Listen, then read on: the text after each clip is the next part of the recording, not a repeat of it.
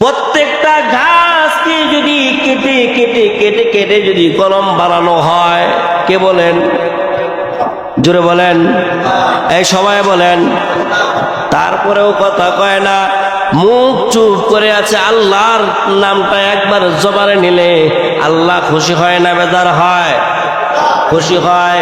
আপনার বাবাকে যদি আপনি না ডাকেন, বাবার কাছে যদি দিনের বেলা একটা ফোন যদি আপনি না দেন, বাবার মনটা খারাপ থাকে। বাবা উল্টো করে ফোন দেয়, কিরে বাবা কি হইল, তুই কোথায়, কোনো বিপদের মধ্যে পড়লি নাকি, না কোনো সমস্যা হয়েছে? বলে না বাবা কোনো সমস্যা নাই, ভীষণ কাজে ব্যস্ত, ওই কাজের কারণে তোমাকে আমি ফোন দিতে ভুলে গেছি। বাবা বলে বাবা, মা বলে ও বাবা, খুব পেরেশান ভিতরের মধ্যে কাজ করলো যে কোনো সমস্যা হইল কিনা, কোনো সমস্যা হয়ে কিনা। দেখবেন ছোট্ট বাচ্চাও যদি থাকে, ওই ছোট্ট বাচ্চা যদি একবার বাবা বলে, আপনার মনটা কিন্তু ভরে যায়। ও ভাই, এই কথাটাই তো বয়ানের শুরুতে বোঝাইলাম যে আল্লাহ রাব্বুল আলামিন এত দয়ার মালিক, এত মায়ার মালিক।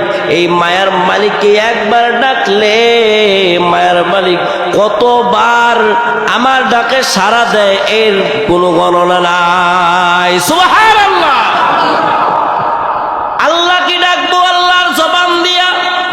ফ্যাক্টরির মালিক আমাকে বেতন দেয়, ওই ফ্যাক্টরির মালিক যেইভাবে বলে আমি সেইভাবে কাজ করি, যা বলে আমি তাই করি।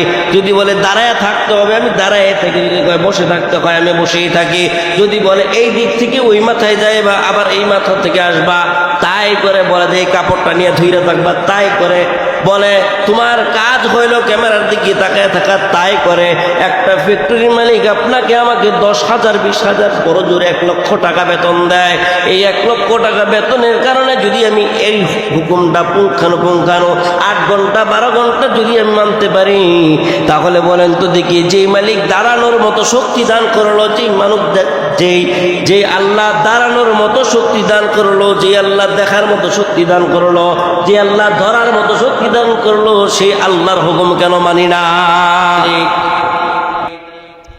আমার আপনার দয়ার মালিক, মায়ার মালিক, প্রতিদিন প্রতিটা মুহূর্ত আপনাকে আমাকে ডাকে, ওরে বান্দা তুমি গুনাহ করতেছো আমি দেখি, তুমি অপরাধ করো আমি তাও দেখি, তোমার নামে ওয়ারেন্ট জারি আছে আমি তাও দেখি। কিন্তু বান্দা, তোমার প্রতি যে আমার দয়া, তোমার প্রতি যে আমার মায়া খুব বেশি।